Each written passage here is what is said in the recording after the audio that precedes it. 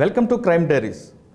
Cell ఫోన్లు, సీసీటీవీలు, Google ట్రాకర్లు లేని కాలంలో ఎక్కడైనా దొంగతనం జరిగినా, లేదు బ్యాంక్ రాబరీ జరిగినా, లేదు బంగారు షాప్లో దోపిడీ జరిగినా అటువంటి కేసులు ఏ విధంగా ఇన్వెస్టిగేషన్ చేస్తారు అనే అంశంపై ఈ వారం మనం ప్రత్యేకంగా ఎక్స్క్లూజివ్గా చేస్తున్నాం. One of the best investigation and supervision ఆఫీసర్గా పేరొందిన మహారాష్ట్ర క్యాడర్కి చెందిన కనకరత్నం గారు, రిటైర్డ్ డీజీపీ గారు ఈ వారం మన గెస్ట్.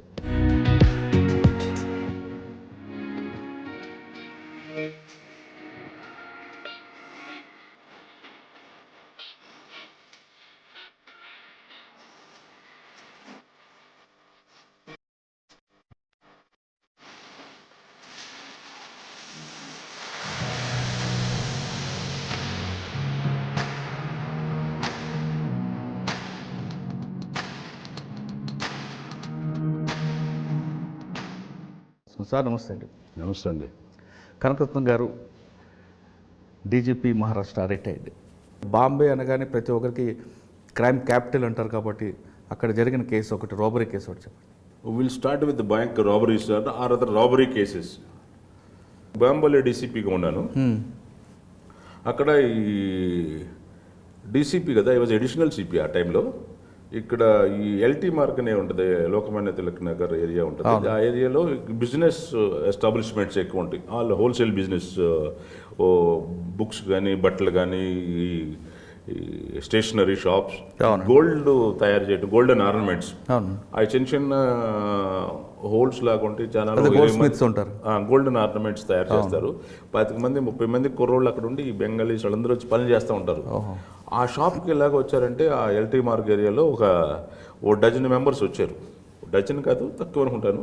ఏదో సంబడి అక్కడ ఒక ప్లేస్లో ఉన్నాడు, అతనేమో అక్కడ వాచ్ చేస్తూ ఉంటాడు. ఎవరైనా బయట నుంచి వస్తున్నారా లేదా అని అబ్జర్వ్ చేయడానికి. వీళ్ళేమో కమ్యూనికేట్ చేస్తారు. కమ్యూనికేట్ చేస్తే వీళ్ళు వెళ్ళిపోయి వాళ్ళు క్లోజ్ చేశారు, తలుపులు వేసేసి వాళ్ళందరూ ఏం చేశారంటే తాళ్ళు పెట్టి కట్టేశారు. ఈ మూతిని మామూలుగా అరవనీయకుండా అంటుకోవడానికి మూతికి ఇది టేప్ ఉంటుంది కదా, ఆ టేప్ అంటించేసి వెళ్ళిపోయారు.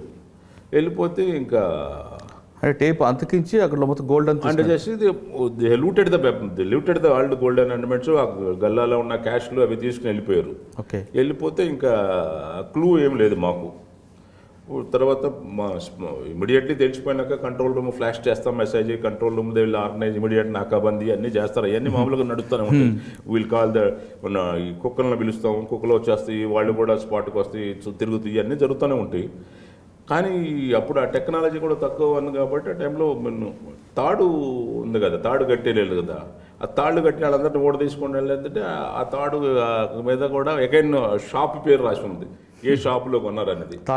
ఆ తాడు కట్టారు కదా, ఆ తాడు మీద ఏదో స్టిక్కర్ ఉండదు ఒక పక్కల. వాళ్ళు అంత అబ్జర్వ్ చేసి ఉంటారు, ఈ తాడు ద్వారా డిటెక్ట్ చేస్తారని కూడా. అలాగే తాడును పట్టుకుని ఆ షాపులో ఎక్కడ కొనున్నారంటే చెప్పారు. షాప్కి వెళ్తే ఎవరు కొన్నారయ్యా లాస్ట్ 1 వీక్లో మీకు ఇక్కడ షాపులో నుంచి ఎవరు తాళ్ళు కొనుక్కెళ్ళారు ఏంటంటే ఒక పర్సన్ పేరు తెలిసింది. ఆయన అబ్బాయి వచ్చాడంటే ఆయన తీసుకెళ్ళాడు, తాళ్ళు కావాలన్నాడు అని.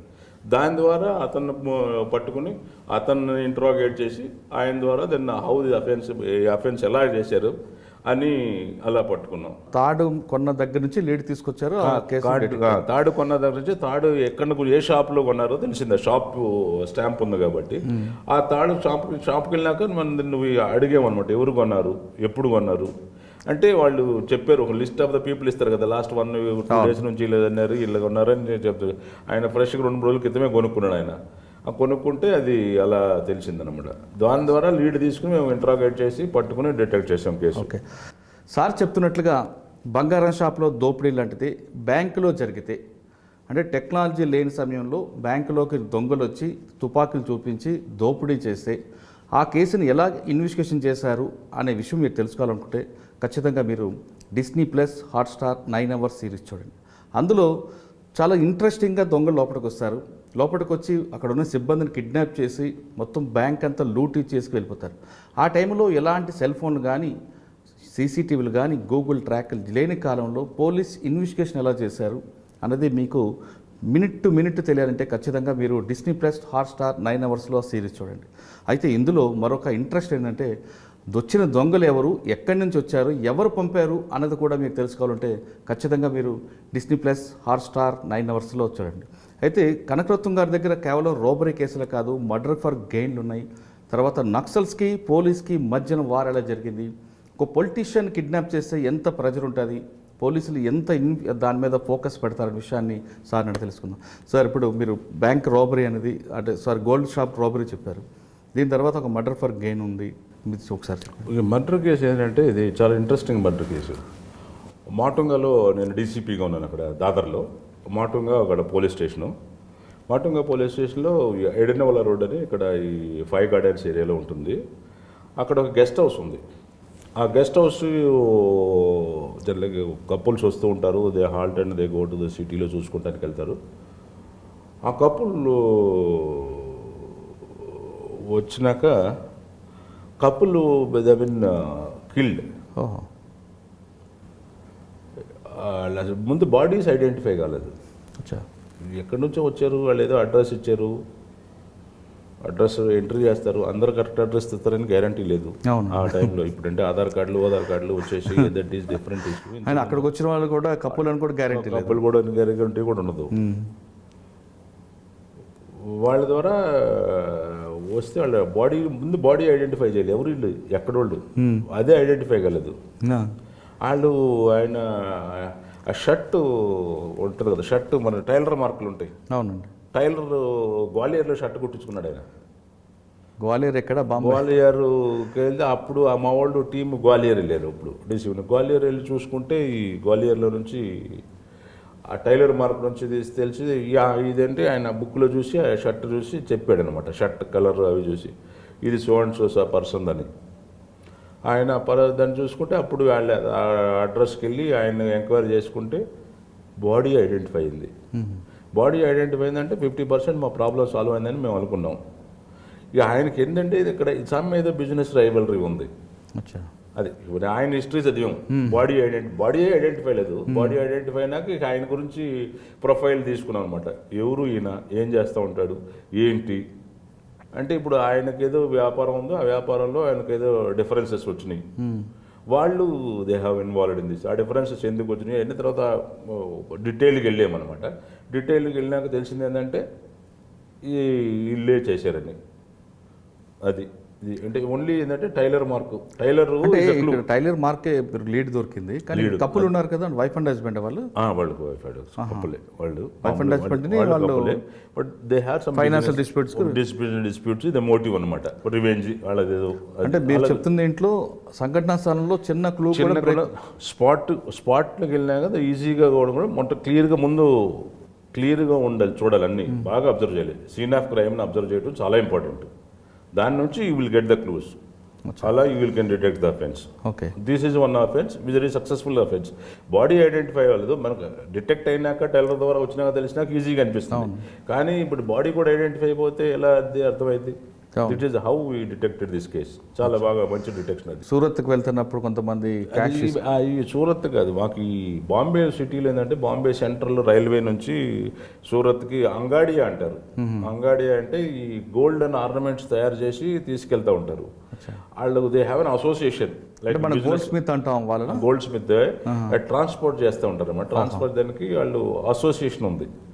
వాళ్ళ అసోసియేషన్ బాంబే సెంట్రల్ నుంచి ట్రైన్లో తీసుకెళ్తూ ఉంటారు. వాళ్ళు జనరల్గా ఈ లోకల్ పోలీస్ తోటి అండర్స్టాండింగ్తో చేస్తూ ఉంటారు జనరల్గా. ఈ మధ్య ఆల్సో సమ్ పీపుల్ డిమాండ్ వల్ల అది ఇష్యూ అయిపోయింది. కానీ అందులో పోలీసుల యొక్క ఇన్వాల్వ్మెంట్ కూడా ఉంటుంది అంటుంటారు. దట్స్ వాట్ అదే చెప్తున్నాను కదా. ఈ మధ్య మీరు న్యూస్ చూస్తే అర్థమై ఉంటుంది, మీకు చూసే ఉంటారు. ఈ పోలీసు వాళ్ళు ఏదో కేసులు అయితే ఇన్వెస్టిగేషన్లో ఉన్నాయి. మరి కరెక్ట్ ఎంతవరకు వాట్ ఈస్ డీసీపీ ఇన్వాల్వ్మెంట్ అని దట్ వాజ్ ఆల్ న్యూస్లో ఉంది. మరి ఆయన ఇట్ మైట్ బి దేర్, లేకుండానే ఉండదు. మరి దేర్ మై బి వాళ్ళ అండర్స్టాండింగ్ ఏదో సమ్ అమౌంట్ రేజ్ చేయమని అలాంటిది ఇష్యూ ఏదో వచ్చింది. అఫెన్స్ పేపర్స్లో చూసే ఉంటారు. Investigation going on. Bombay crime branch is investigating that offence. They reportedly eligibility one DCP. Sir, బాంబేలో క్రైమ్కి కేవలం పోలీసుల యొక్క సహకారం కాదు, పొలిటీషియన్ కూడా ఇన్వాల్వ్ అవుతారు అనేది చాలా ఎక్కువ కనిపిస్తుంటుందండి. మన లాస్ట్ టైం ఒక హోమ్ మినిస్టర్ కూడా నాకు ఇంత డబ్బులు కావాలి బార్ల దగ్గర అని అడిగారని వచ్చింది వార్త. వాస్తవం అంటారా? నిజంగా అవి ఒత్తునే దీనికి మసిపూసి మారాడు. Matter are in the investigation స్టేజ్లో ఉన్నాయి కదా, but there are allegations, reports. నిన్న మొన్న ఒక బుక్ రిలీజ్ అయింది బాంబేలో, ICU, ఇది CIU, criminal investigation unit. All crime branch has got, Bombay crime branch has got zone wise detection units. అచ్చా. We call it a criminal intelligence unit, CIU. There are 12 zones are there. Every zone లో కూడా మాకు crime branch units ఉంటాయి. దాన్ని ఏమంటే మా criminal investigation unit ఉంటాం. ప్యారల్గా serious cases ఉన్నా కానీ కమిషనర్ అంటే ఇక్కడ CCS లాగా మీకు ఒక CIU, CCS అంటారు ఇక్కడ. తెలియదు మాకు. మరి ఇక్కడ బాంబేలో క్రిమినల్ CIU అంటే it's unit.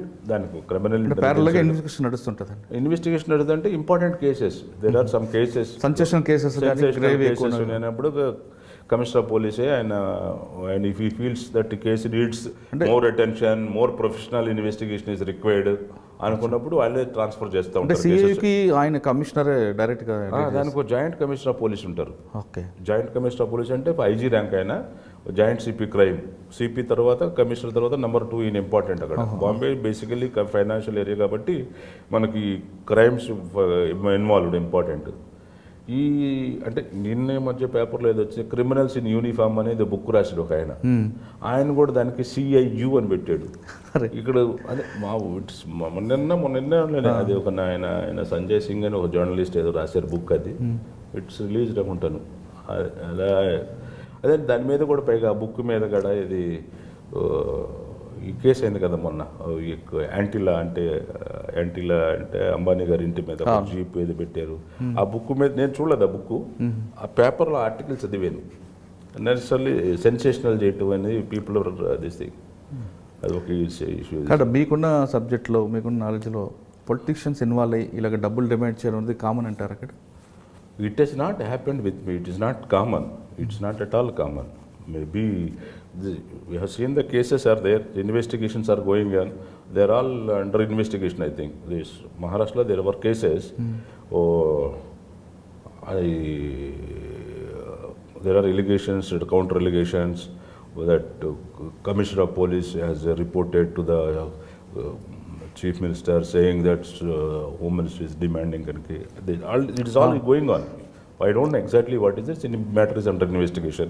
So maybe CBI is handling and state government is also investigating. అంటే వీటితో పాటు కొన్ని కేసులకు బాంబేలో అన్ని సెన్సేషన్లు అవుతాయి, తర్వాత ఇన్వెస్టిగేషన్కి వచ్చేసరికి అంతా కూల్ అయిపోయింది. జస్ట్ లైక్ ఇప్పుడు షారుఖ్ ఖాన్ కొడుకు కేసు తీసుకుంటే ఫస్ట్ బాగా అయిపోయింది, తర్వాత దానికి డౌన్ అయిపోయిందండి. తర్వాత దాన్ని క్లీన్ చిట్ కూడా పంపించారు. కారణం మీరే అయి ఉంటారు, జర్నలిస్టులే అయి ఉంటారు. మరి కానీ ఆయన దొరికాడని చెప్పారు, తర్వాత ఆయన క్లీన్ చిట్ ఇచ్చి పంపించారు కదండి. Investigation I don't paper news I don't it's been acquitted completely.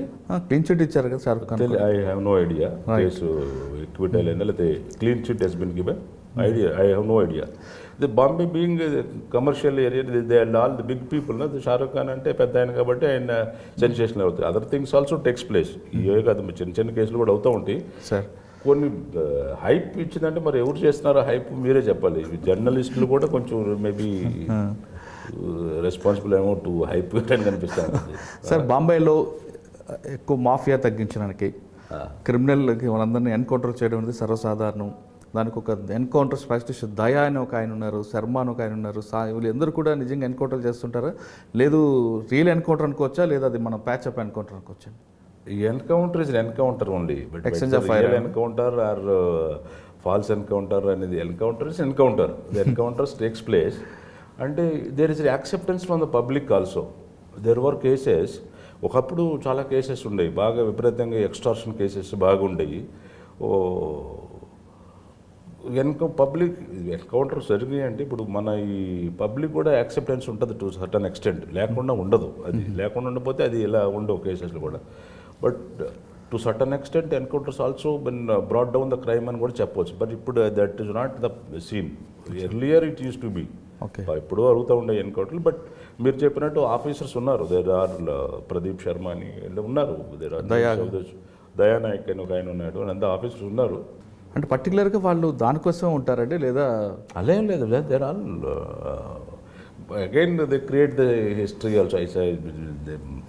Self development కోసం కూడా చేసుకుంటూ ఉంటారు. There are people there are involved in criminal cases also. కానీ వాళ్ళ మీద కూడా కేసులు అయ్యాయి కదండి. అయినాయి కేసెస్, అయినాయి వాళ్ళ ఫేక్ ఎన్కౌంటర్స్, ఫేక్ ఎన్కౌంటర్స్ అని అయ్యి ఉంటాయి cases. I have no details తెలియదు నాకు. But there are people, they are experts. అంటే వాళ్ళు ఎక్స్పర్ట్స్ కాదు, but they can also go and work in the important place like north east insurgency and అలాంటి వాటికి వెళ్ళరు because of the money involve. It is all related to the money and all game. Slum ఏరియాలో ఉండే ఒక వ్యక్తి ఆయన క్రిమినల్గా అవ్వడానికి కారణం ఏంటి? అంత స్లమ్ ఏరియాలో ఉన్న క్రిమినల్ పెద్ద పెద్ద బ్యాంక్ రాబరీలకి చేయడానికి సాహసం చేస్తుంటాడు అన్నది కేసులు కొన్ని కేస్ స్టడీస్ కనిపిస్తుంటాయండి. అంటే స్లమ్లో ఉన్నారంటే వాళ్ళకి ఏదో నెసెసిటీ కోసం చేస్తుంటారు, out of I told also earlier also perhaps I mention survival కోసం చేసేవాళ్ళు ఉంటారు కొంతమంది, వాళ్ళకి ఏం ఉండదు. ఐ రిమెంబర్ ఒక కేసు ఎక్కడో ఇంటి మీద బ్లూ షీట్ కోసం కూడా చేస్తూ ఉంటాడు ఏదో క్రైమ్. ఇంకోటి ఏదంటే వాళ్ళు ఎవరు చేస్తారో కూడా తెలియదు. ఈ క్రైమ్ సిండికేట్స్లో ఎవడు ఎందుకు చేస్తున్నాడో తెలీదు. ఇప్పుడు నేను నీకు టిప్ నీకు ఇస్తాను, నువ్వు ఆయనకు చెప్తావు, ఫోటో ఇస్తావు, ఆయనకు 2 crores అంటావు. ఎందుకు చేస్తున్నాడో కూడా తెలియదు. నాకు ఆయనకున్న రైవల్ ఏంటో కూడా తెలియదు. This is how it takes place. అంటే అక్కడ ఆర్గనైజ్డ్ క్రైమ్ ఉంటుంది అంటారా? ఆర్గనైజ్డ్ క్రైమ్ ఉంది కదా, కానీ ఉండబట్టే చెప్తుంది ఇది. ఆర్గనైజ్డ్ క్రైమ్ ఉంది. మరి దాన్ని కంట్రోల్ చేయడానికి మహారాష్ట్ర పోలీసు ఏమైనా చేస్తుంటారు? అది the act they have forward MCOCA అని మహారాష్ట్ర ఆర్గనైజ్డ్ క్రైమ్స్ యాక్ట్ అని ఉన్నది తీసుకొచ్చారు కదా. ఆ యాక్ట్ కింద there were so many cases.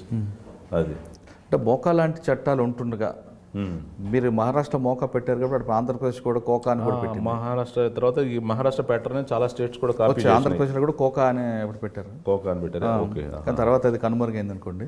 కానీ మహారాష్ట్రలో అంత స్ట్రిక్ట్గా పోలీసు ఉంటుండా కూడా ఈ ఆర్గనైజ్డ్ క్రైమ్లు లేదా అండర్ వరల్డ్ డాన్స్ ఎందుకు అంత ఫ్రీగా come down? That was the picture earlier.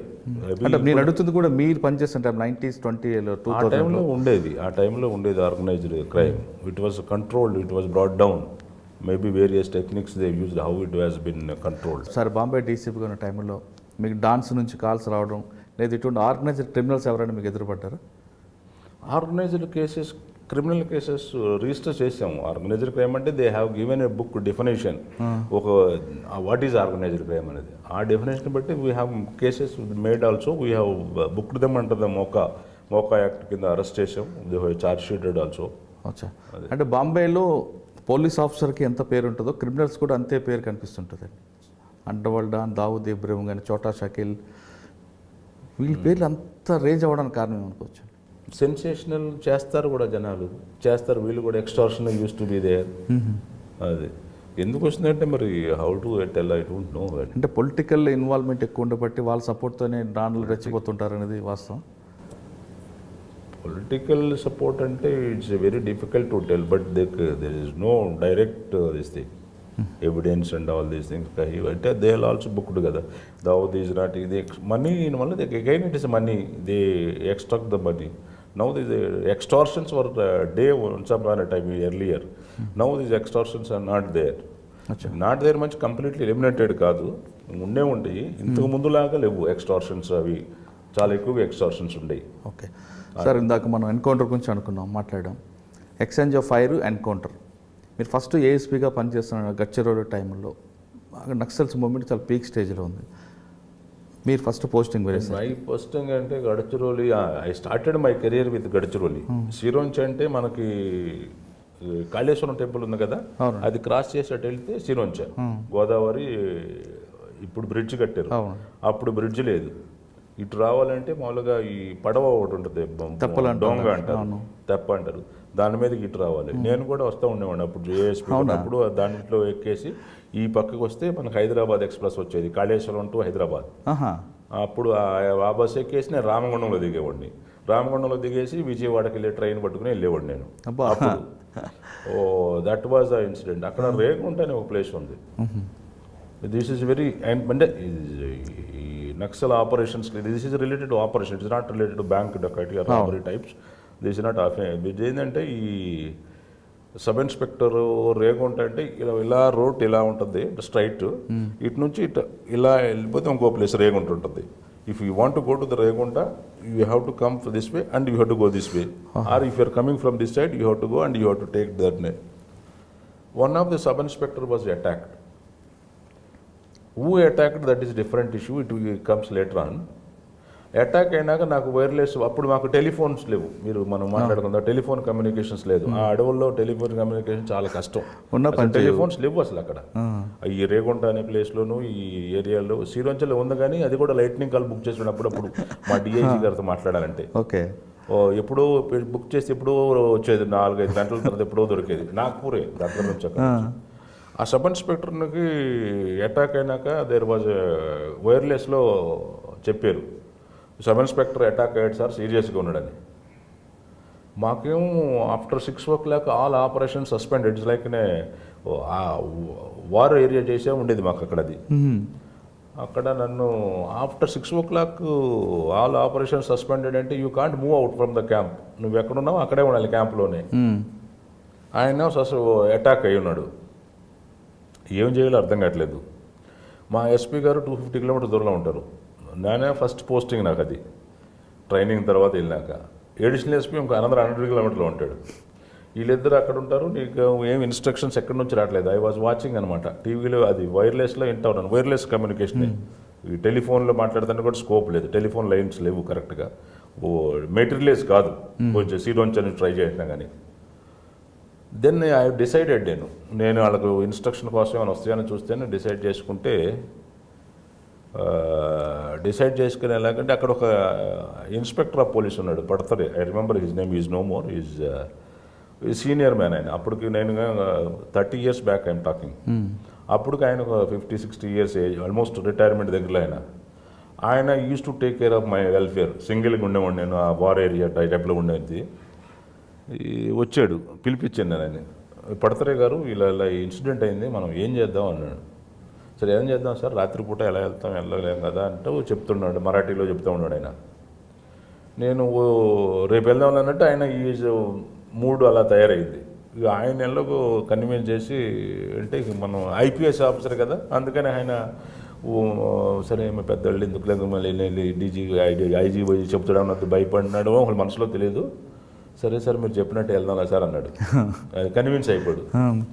Convince అయిపోతే ఇక మేము డిసైడ్ వెళ్ళాం ఆయన తీసుకురావడానికి. అటు నుంచి రావాలంటే ఒక 30 kilometers రోడ్డు బాగానే ఉంటుంది. నైట్ మాకు ల్యాండ్ మైన్స్ థ్రెట్ కూడా ఉంది. ల్యాండ్ మైన్స్ పెట్టేస్తే మాకు జీప్ బ్లో చేయొచ్చు, ఎక్కడ అంబుష్ చేయొచ్చు. Night around 8:30-9 o'clock 30-40 kilometers road బాగానే ఉంటుంది. అప్పుడే నైట్ ఏంటంటే మాకు మనకి మన ఆర్మడ్ బెటాలియన్స్ ఉన్నాయి కదా, అక్కడ మాకు ఎస్ఆర్పిఎఫ్ అంటారు, స్టేట్ రిజర్వ్ పోలీస్ ఫోర్స్. వాళ్ళ బెటాలియన్ నుంచి ఒక కంపెనీ వచ్చింది. కంపెనీ అంటే 100 people. అంతకుముందు డిప్లాయ్ చేసిన వాళ్ళు రిప్లేస్ చేయడానికి వచ్చారు. వాళ్ళు రిప్లేస్ చేయంటే నెక్స్ట్ డే మార్నింగ్ వాళ్ళు డిఫరెంట్ ప్లేసెస్కి వెళ్ళిపోయి వాళ్ళు రిలీవ్ చేస్తే వాళ్ళు క్యాంప్కి వెళ్ళిపోతారు, వీళ్ళ ప్లేస్లో వీళ్ళు ఉంటారు. వాళ్ళు వచ్చి అక్కడ ఉన్నారు నైట్. ఇప్పుడు అక్కడికి వెళ్ళడానికి నాకు మనుషులు కావాలి. ఈ వీళ్ళని కూడా లిటరల్గా లేపాను, నేనే వెళ్ళి నేను కొంతమందిని లేపితే జనాలంతా కన్విన్స్ చేసి తీసుకున్నామండి. తీసుకునేంత ఈ రోడ్డు అంటే ఈ రోడ్డు వరకు బాగానే ఉంది, మెయిన్ రోడ్డు ఇక్కడేం చేయలేదు. ఇటు నుంచి ఒక 32 kilometers డిస్టే ఉంటుంది. ఆ డిస్టెన్స్ అంతా ఏంటంటే ఫారెస్ట్ ఏరియా. వీళ్ళు మొత్తాన్ని డిప్లాయ్ చేసుకుంటే వెళ్ళిపోయాం ఆ చివరి వరకు 32 kilometers వరకు. అక్కడ 100 మీటర్లో ఒకటి అతను అలా పెట్టుకుంటే వెళ్ళిపోయాం. అక్కడికి వెళ్ళినాక ఒక కాలువ వస్తుంది, అది ఈ రైనీ సీజన్. ఆ జిప్సీ కాలువ దాటట్టు వెళ్ళదు, అక్కడ నుంచి 5 kilometers వెళ్ళాలి మళ్ళీ ఆ స్పాట్కి వెళ్ళాలంటే. ఆ కాలువ దాకా మేము జనాలను డిప్లాయ్ చేసుకుంటూ వెళ్ళాం. మా జిప్సీ ఆడ దాకా వెళ్ళిపోయింది. అక్కడ నుంచి 4 kilometers నడుచుకుంటూ వెళ్ళాం. నడుచుకుంటే నేను ఆ ఇన్స్పెక్టరు ఇంకో 6 members అంతా వెళ్ళిపోయి ఈ ఏరియా అంతా సేఫ్ కోసం పెట్టుకున్నాను. 32 kilometers ఫోర్స్ అంతా డిప్లాయ్ చేశాను. అక్కడికి వెళ్ళినాక అతని దగ్గరికి వెళ్తే అతను ఈ గడ్చిరోలి జనరల్గా ఇప్పుడంటే కొంచెం లాట్ ఆఫ్ డెవలప్మెంట్, 10,000 ఫోర్స్ ఉంది. 30 years బ్యాక్ ఏంటంటే రిమోట్ ఏరియా అది. అక్కడ ఫెసిలిటీస్ ఏముండేవి కాదు, హాస్పిటల్. గడ్చిరోలి పోస్టింగ్ అంటే ఇట్స్ పనిష్మెంట్ పోస్టింగ్, మనకు పల్నాడు పోస్టింగ్. అప్పుడు మనకు అప్పుడు ఇప్పుడు ఒకప్పుడు చింతపల్లి అనేవారు. అది ఆ టైప్ పోస్టింగ్ అనమాట. దాంట్లో మళ్ళీ గిరేగొండ అంటే ఇంకా మరి ఇంక డెడ్లీ. అక్కడ హాస్పిటల్ లేదు, డాక్టర్ లేదు. అక్కడ ఆ హాస్పిటల్ ఏదో ఉంటే దాంట్లో పడిపోయి ఉన్నాడు ఆయన. ఆయన నన్ను చూసేసి గట్టిగా పట్టుకుని ఎయిట్ చేసాం మొదలెత్తాడు. నేను కూడా ఆయన పట్టుకుని ఎయిట్ చేసి ఇద్దరం ఎయిట్ చేసాం కాసేపు. ఏం చేయాలి అర్థం కాదు. ఆయన్ని తీసుకుని వెళ్ళిపోవాలి. వెనక తీసుకెళ్ళాలంటే ఎలాగూ మేమంటే నడుచుకుంటూ వచ్చాం, మరి ఆయన నడవలేడు. ఈ మన విలేజర్స్ అంతా తెలుగు స్పీకింగ్ ఏరియా అది. అక్కడ కొంతమంది ఇళ్లలోకి వెళ్ళి లేపాను నేను. అన్నా లెగవనా కొంచెం పని ఉందా అంటే వచ్చారు, కొంతమంది వచ్చారు. వాళ్ళు కూడా భయం, నక్సల్స్ ఎప్పుడు వస్తారు, నక్సల్స్కి సపోర్ట్ చేస్తే పోలీసు వాళ్ళు థ్రెట్ చేస్తారు, పోలీసు వాళ్ళు సపోర్ట్ చేస్తే వాళ్ళ కోపం, వాళ్ళ పాపం లైఫ్ అంతా అలా ఉండేది అప్పుడు. అందుకని కోఆపరేట్ చేసి వాళ్ళు కొంచెం దే హెల్ప్డ్ మీ. హెల్ప్ చేస్తే అప్పుడు బండి ఇచ్చేస్తే ఎద్దుల బండి, పైగా ఆ బ్రీడ్ ఏంటో మరి చిన్న ఉంటాయి, చిన్న బళ్ళు చిన్న ఎద్దులది. ఆ బండిలో అతన్ని ఎక్కిచ్చేసి ఆయన తీసుకుని మళ్ళీ వెనక్కి బయలుదేరి నడుచుకుంటూ వచ్చాం. ఆ పెరిసేవాడ కెనాల్ దాకా వచ్చాం అనమాట. కెనాల్కి వచ్చినాక మళ్ళీ అక్కడ జిప్స్లో పెట్టుకుని తీసుకొచ్చాం. అనదర్ థింగ్ ఏంటంటే ఆయన బాడీ బిల్డర్, సబ్ ఇన్స్పెక్టర్. ఆయన కుర్రగా ఉన్న యంగ్ కాబట్టి భార్యని తీసుకొచ్చాడు కొంచెం జంగిల్ చూపెడదామని. ఆవిడ కూడా ఉన్నారా? ఆవిడ కూడా ఉంది. అప్పుడు జనరల్గా మేము సింగిల్గా ఉండేవాళ్ళం అంతా. ఈ ఆమెను కూడా బండిలో పెట్టుకుని తీసుకొచ్చాం. తీసుకొచ్చి లేకుంటే తెలుగు మన లాంగ్వేజ్ అక్కడ పనిచేసింది నాకు అక్కడ. వాళ్ళు తీసుకొచ్చి ఇంకా నెక్స్ట్ అటు నుంచి ఇటుకుంటూ వచ్చి ఇటు అల్లాపల్లి అనే ప్లేస్ ఉంది. అల్లాపల్లి మీరు వినే ఉంటారు. అది అక్కడ ఉన్న గవర్నమెంట్ హాస్పిటల్, ప్రాపర్ హాస్పిటల్ ఆ ఏరియాకి. నెక్స్ట్ డే మధ్యాహ్నం 2 గంటలు అయింది, రాత్రి 8 గంటలు మొదలైతే. మళ్ళీ ఉన్న వాళ్ళ దారిలో ఉన్న వాళ్ళని డ్రాప్ చేసి వెళ్ళేటప్పుడు వాళ్ళందరినీ కలెక్ట్ చేసి వెళ్ళిపోయాను.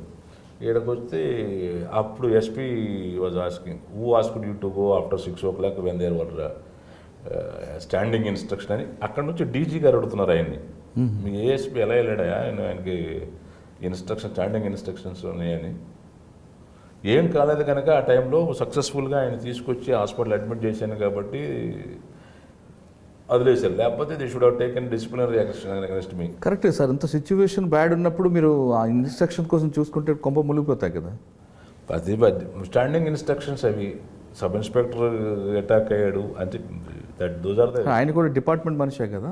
అదే కదా దట్స్ మేము మరి మేబీ ఆ యంగ్ ఏజ్లో మనకి అనిపించింది వెళ్ళాలి అనిపించింది. I have decided to go. వెళ్ళిపోయాను, తీసుకొచ్చాను, అడ్మిట్ చేశాను హాస్పిటల్. అప్పుడు అయిన తర్వాత దే హ్యావ్ కంప్లీట్లీ ఏం చేయలేదు. అడగటం అయితే అడిగారు టెలిఫోన్గా. ఇప్పుడు తర్వాత పిలిచినా కానీ కలిసినప్పుడు కానీ ఎలా తమ నువ్వు అని ఎస్పీ గారు అడిగారు. సార్ నాకు అనిపించింది సార్ అని చెప్పి ఆయనకి ఏదో కన్విన్స్ చేసినాను. సంహవ్ ఏం కాలేదు కాబట్టి సక్సెస్ఫుల్ తీసుకొచ్చాం కాబట్టి డెంట్ డూ ఎనీథింగ్. అది డీజీ గారు కృష్ణన్ గారు అని ఆయన ఉన్నారు పూనాలో. ఆయన చాలా మంచి ఆయన అడుగుతూ ఉన్నాడు, మీ ఏఎస్పీ ఎలా వెళ్ళాడా నువ్వు ఎందుకు వెళ్ళనిచ్చావు అని ఆయన అడిగారు. ఆయన ఓర్రేడు అది that is one of the operations, successful operation. Another operation అంటే మా ఎమ్మెల్యేని కిడ్నాప్ చేశారు.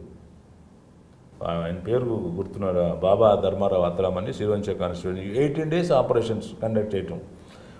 పొద్దున్నే ఇక్కడ అడవుల్లో తిరగాలి కదా, కూంబింగ్ ఆపరేషన్స్ అని పెడతారు. వెళ్ళిపోయి ఇలా తిరుగుకుంటే వెళ్ళేవాళ్ళు. ఎంత దూరం అని వెళ్తారు, కొంచెం దూరం వెళ్ళగానే మళ్ళీ అడవులో నడవలేరు వీళ్ళు. You don't get cooperation. నాకున్నంత కోఆపరేషన్ జనరల్గా దొరికేది అందరితోటి. Somehow they released him. I think there was an exchange of somebody, negotiations and all.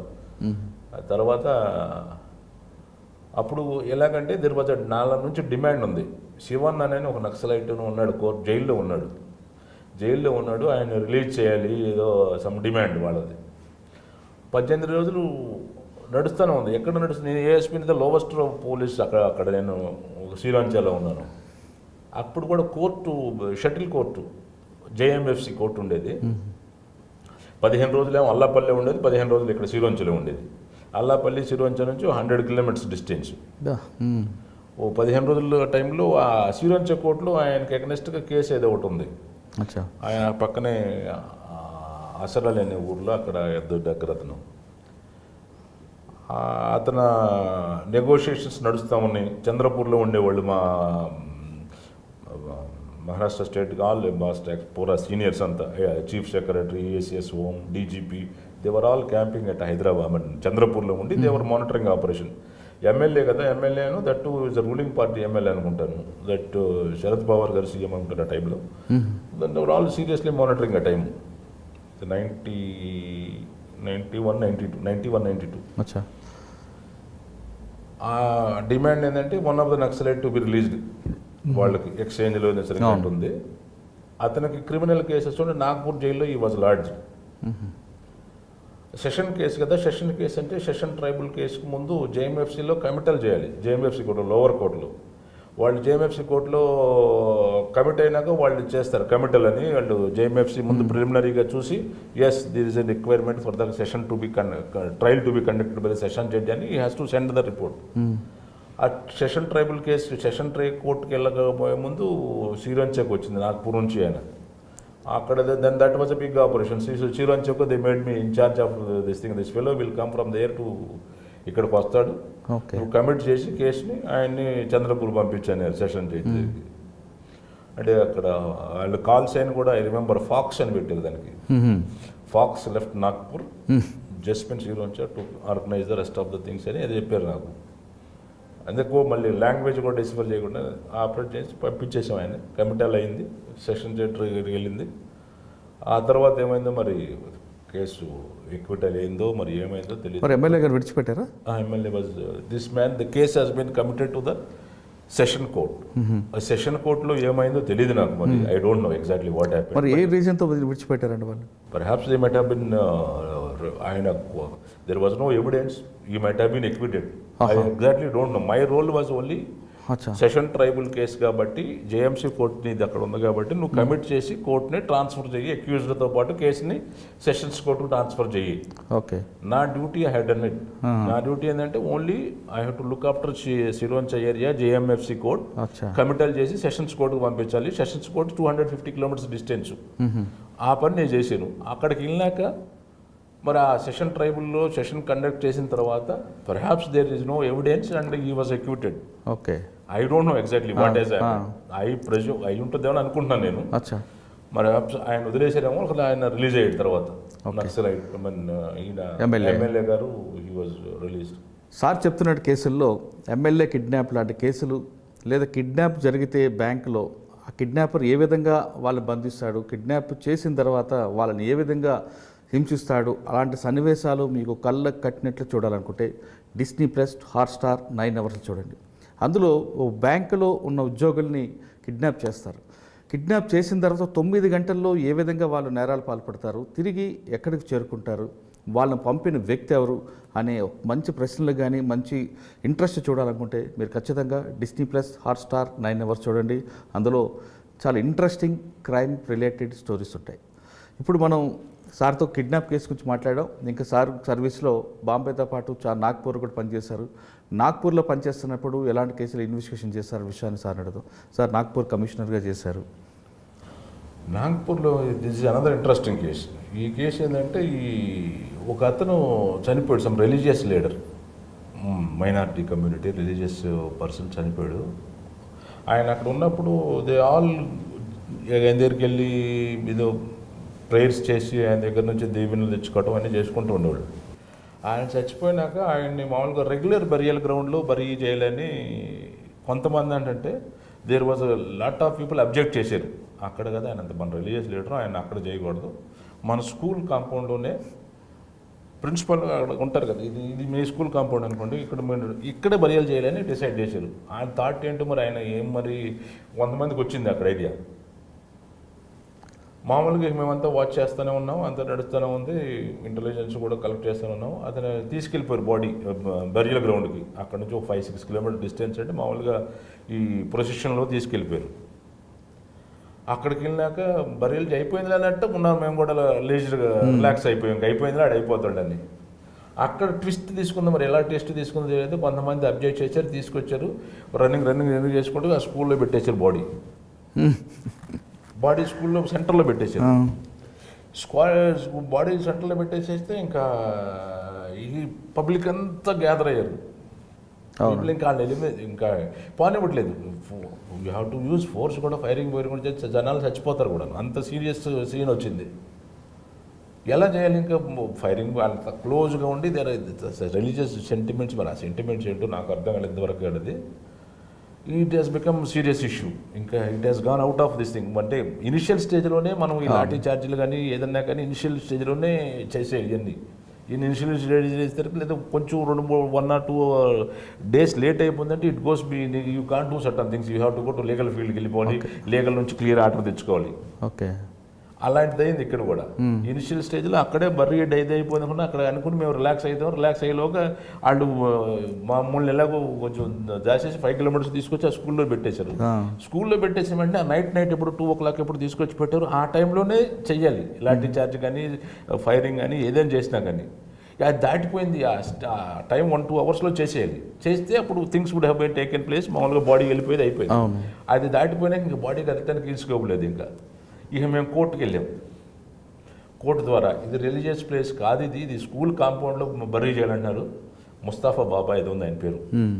ఆ బాబా అని వాళ్ళకి సెంటిమెంట్స్ దే నాట్ అలవింగ్, తీసుకెళ్ళినది బాడీని అక్కడే చేయాలని స్కూల్ బంద్ చేశారు. ఆ స్కూల్ కాంపౌండ్లోనే చేయాలని చేస్తారు. ఇట్ టుక్ మీ 30 days పట్టింది దానికి. ఆ ఏరియా అంతా ఈ కమ్యూనిటీ ఉన్న ఏరియా, ఆ ఏరియాలో they are not allowing anything to do. అక్కడ కర్ఫ్యూ కూడా ఇంపోజ్ చేయాల్సి వచ్చింది, అంత సీరియస్ అయిపోయింది. సార్ 30 రోజులు బాడీ మరి ఎలాగుందండి? అక్కడే ఉంది బాడీ, అన్ని మామూలుగా ప్రికాషన్స్ తీసుకున్నారు వాళ్ళు. Court no it should not be buried here, it should be taken out there అని కోర్టు ఆర్డర్ వచ్చినాక అప్పుడు వాళ్ళు. ఈలోగా ఏంటంటే రోజు టెన్షన్ అంటే ఆ మొహల్లా ఏరియా ఉంది, దట్ ప్లేస్ గుర్తులేదు పేరు. అక్కడ నేను టెంట్ వేసుకుని అక్కడే కూర్చున్నాను నేను. ఎక్కడ కర్ఫ్యూ క్లాంప్ చేసాం నైట్ ముందు మొత్తం 24 hours కర్ఫ్యూ క్లాంప్ చేసాం. గొడవలు అవుతున్నాయి, సీరియస్ గొడవలు అవుతున్నాయి. ఆ కర్ఫ్యూ క్లాంప్ చేసిన తర్వాత ముందు స్లోగా రిలాక్స్ చేసుకుంటూ వెళ్ళాం.